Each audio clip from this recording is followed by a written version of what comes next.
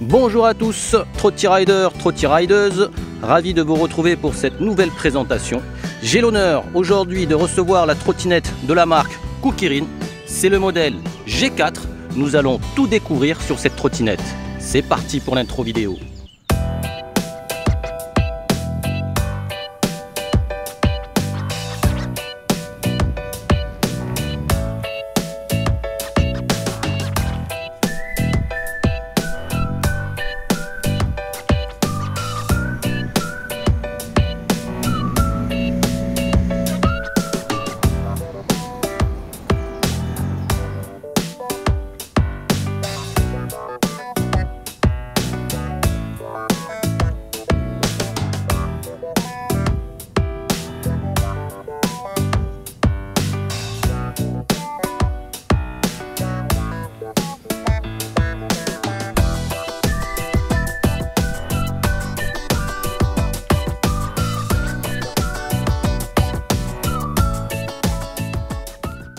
Il s'agit d'un modèle avec des pneus en 11 pouces.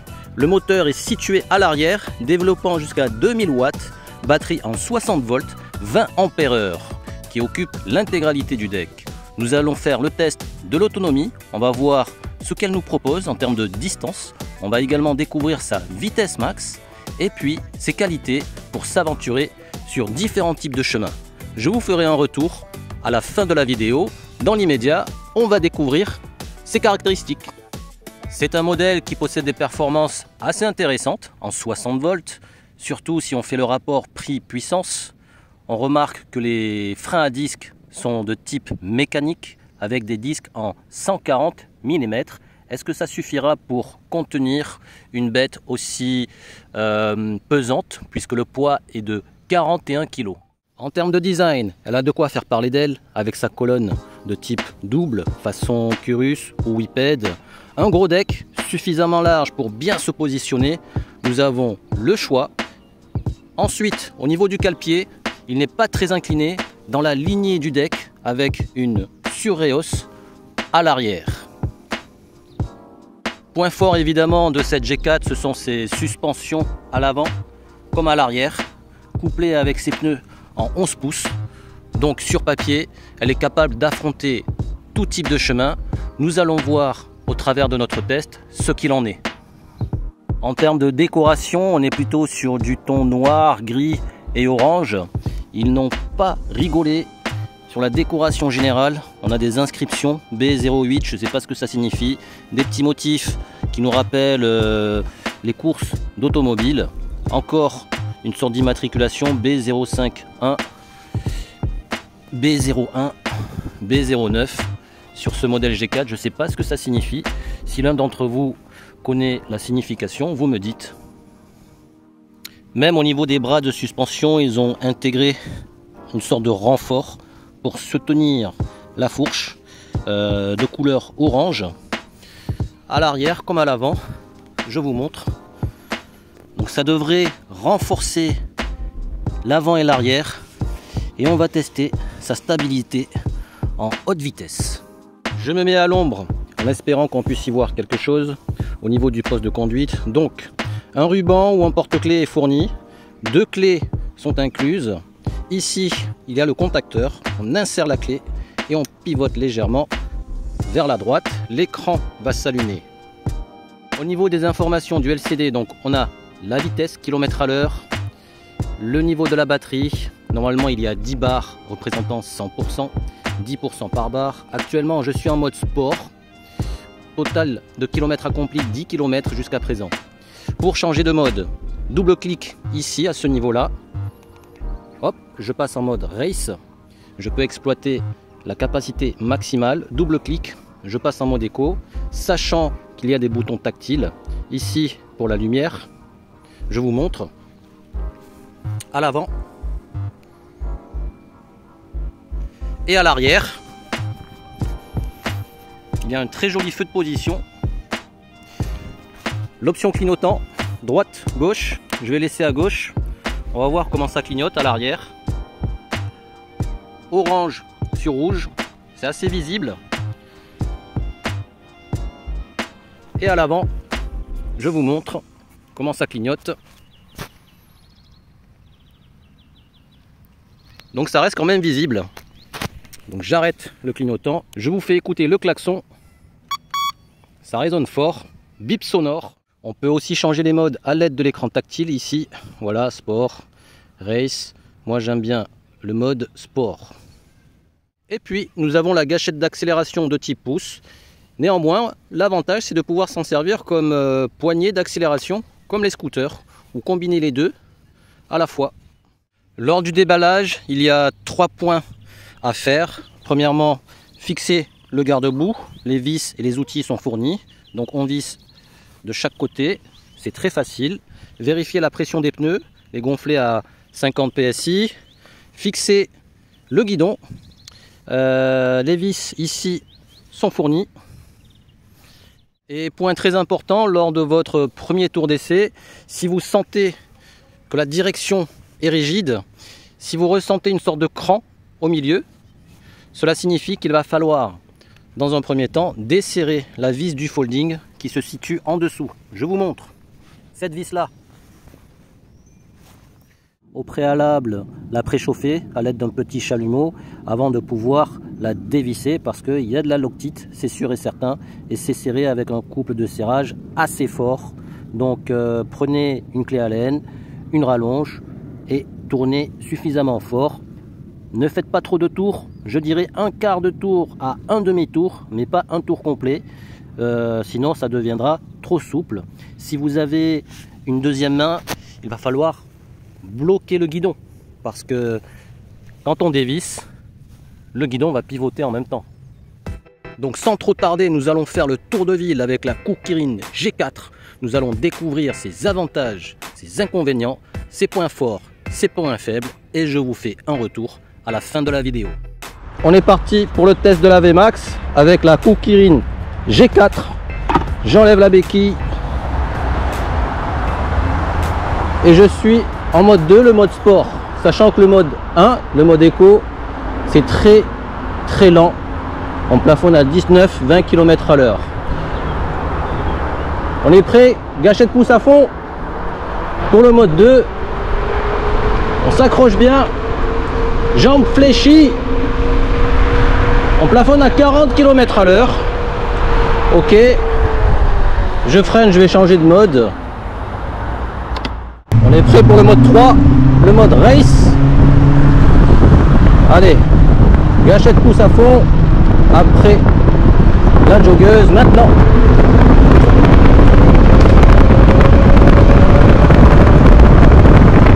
Remontez en vitesse. Concentré sur la ligne droite.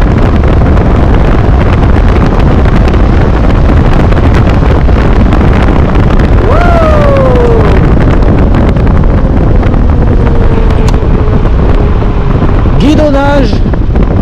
Donc vitesse max avec précaution, avec parcimonie. Et s'il existe un amortisseur de direction, je le recommande vivement, surtout pour des hautes vitesses. On poursuit le trajet. On se prépare, on va attaquer la longue montée. On prend bien notre piste entre les plots. J'ai un peu du mal avec ces pneus 11 pouces CST, ils sont plutôt carrés. Allez, tout droit. On se rapproche de la partie la plus pentue. Je ne suis pas gâchette à fond.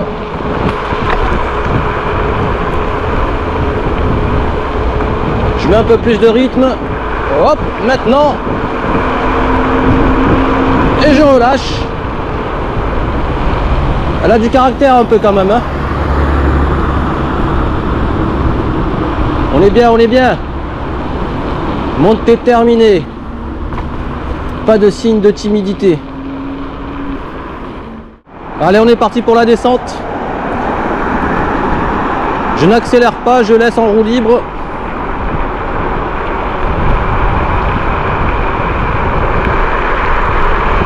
Les doigts sur le levier de frein, prêt à freiner.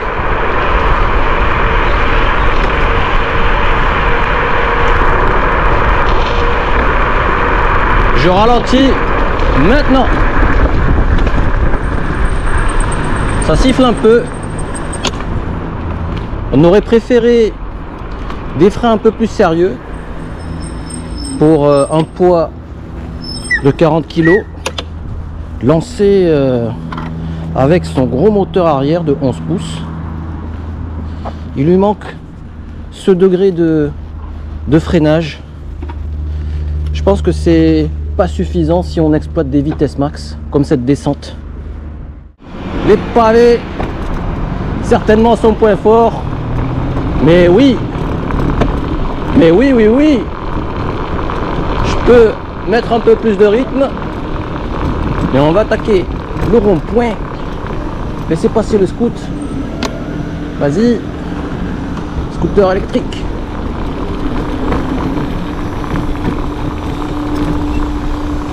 Oui, on est bien. On est bien. Oh, petit déménagement. Hilti.fr, matériel d'outillage. Je pense qu'à un moment donné, on va bifurquer sur l'herbe pour avoir un bon ressenti. Hop. Ouais. Point fort.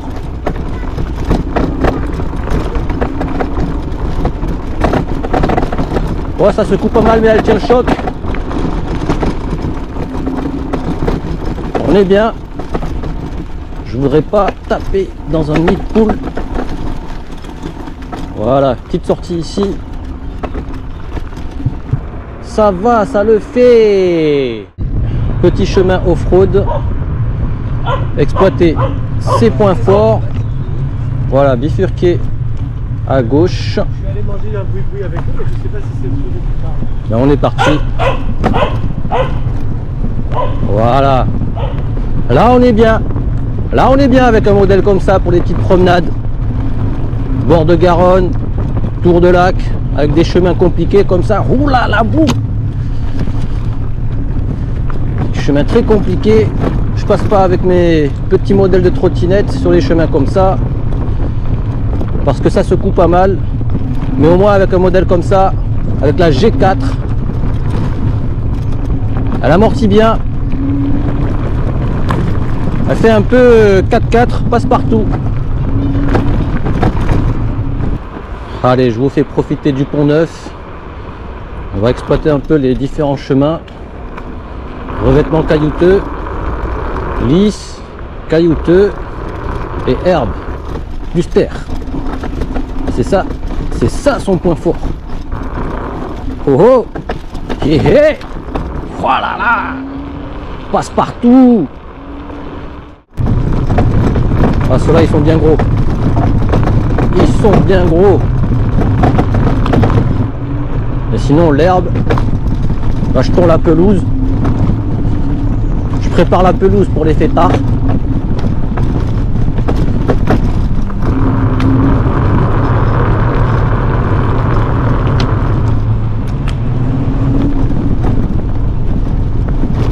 Franchement, bonne sensation. Et gros cailloux à nouveau.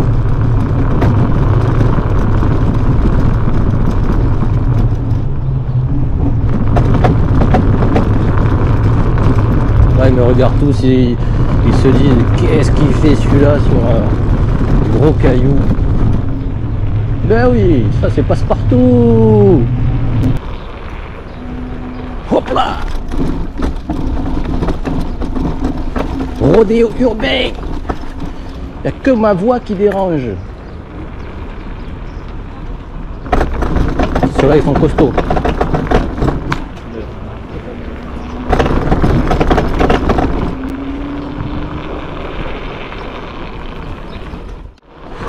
Je connais un petit terrain compliqué. On va voir ce qu'il en est avec la G4. Je pense que c'est ici à gauche toute. Oui, c'est là. Voilà, chemin caillouteux, des branches, des crevasses. Bah finalement, c'est pas un modèle pour exploiter la vitesse de pointe, ni à être trop incisif dans les courbes, mais pour affronter les chemins dégradés comme ça, c'est son point fort. Je sais qu'avec les autres modèles de trottinettes, je m'aventure pas sur des terrains comme ça. du terrain compliqué. Et c'est là son réel atout qu'il faut exploiter. On pourrait dire qu'elle est quasiment passe-partout. Peut-être pas sur les marches d'escalier, il faut pas que je tombe dans le piège. Oh, oh, oh. Voilà, on attaque notre dernière ligne droite. Avant d'aller faire notre débriefing final, 20,70 km accomplis pour 7 ou 8 barres restantes au niveau de la batterie. J'arrive pas à compter. C'est dommage qu'ils affichent pas directement le voltage restant. Je préfère ce point d'indication. Trajet terminé. On a fait un bon petit tour. J'arrête ma course. Combien de kilomètres accomplis? 22,12 km accomplis. Vitesse max 62, dis donc. Vitesse moyenne 17 km à l'heure. Et au niveau de la batterie restante, 1, 2, 3, 4, 5, 6, 7 barres restantes pour 22 km accomplis. Et je pèse 75 kg. Donc 7 barres, pas totalement, on va dire que c'est 7 barres déjà consommées. 6 barres et quelques. Donc environ une soixantaine de % restants. Alors, qu'est-ce qu'on peut dire de ce modèle? Premièrement, quand on monte dessus, on se sent comme un nuage. On va sentir vraiment qu'elle a une certaine souplesse, un peu comme un matelas en mémoire de forme. On va se dire, ah tiens, je vais pouvoir passer un peu partout, profiter des chemins dont je n'ai pas l'habitude d'affronter avec le vélo, les autres trottinettes, surtout si on n'a pas de suspension. Donc ça, c'est un point positif. Ce point positif, le fait qu'elle est passe-partout, est compensé par un point négatif. Je dirais, sa vitesse max, c'est pas une trottinette pour faire des Vmax, surtout en l'état. Il faudrait au moins l'équiper d'un amortisseur de direction pour avoir une stabilité à haute vitesse. Néanmoins, je pense que si on l'amène sur circuit, elle ne finirait pas dans le podium, parce qu'en l'état, je dis bien en l'état, bien sûr les trottinettes quand on les achète, il y a toujours des points d'amélioration à effectuer. Ces points d'amélioration, je dirais amortisseur de direction, il faut en trouver un de compatible si on souhaite exploiter les vitesses max, et si on souhaite exploiter de meilleures courbes dans nos virages. Ces pneus là, il faudrait les changer par une autre marque, un autre modèle de pneus. Je ne dis pas qu'ils sont mauvais, je dis que pour exploiter les courbes, optimiser nos capacités d'inclinaison, ceux-là ne sont pas l'idéal. Quoi qu'il en soit, vous savez ce qu'il en est au sujet de la G4. On a du plaisir à affronter tout type de chemin, on a un peu moins de plaisir à affronter nos courbes en vitesse max. Il faut être un peu plus vigilant sur cet aspect-là. Quant au freinage, ah oui, autre point, c'est pas un système de freinage pour être compatible avec une conduite agressive. En mode 2, ok. Maintenant en mode 3, quand on va mettre un peu plus de rythme, c'est un peu juste, donc il faudra bien anticiper nos freinages. En conclusion, je dirais que le G4 est plutôt conçu pour faire de longues balades, profiter de différents chemins, rouler cool, rouler tranquille, en groupe ou tout seul, pour avoir du confort sur différents types de chemins, parce que c'est là où elle a ses atouts, pouvoir exploiter sa polyvalence sur différents types de revêtements. Autre point contraignant, si vous habitez en étage supérieur et que vous avez un ascenseur qui tombe souvent en panne, vous risquez d'avoir des sueurs froides parce qu'elle pèse 40 kg. 40 kg, je sais que c'est pas donné à tout le monde. Moi, je sais que je grimacerai. Habitant en étage supérieur, je ferai une pause intermédiaire toutes les 5 marches. Donc, à privilégier si vous habitez en rez-de-chaussée ou en maison. Donc, pour rappel, ce test est en partenariat avec la plateforme de commerce en ligne Banggood, plateforme spécialisée dans la vente de produits et accessoires électroniques. Je vous laisse le lien partenaire en description de la vidéo. Vous pourrez y jeter un coup d'œil, faire vos comparatifs, mesurer le pour et le contre afin d'acheter une trottinette adaptée à vos besoins. J'espère que cette vidéo vous aura donné un peu plus d'idées pour peaufiner votre choix. On se retrouvera pour une prochaine vidéo. Je vous salue, prenez soin de vous et de votre trottinette. Bye bye.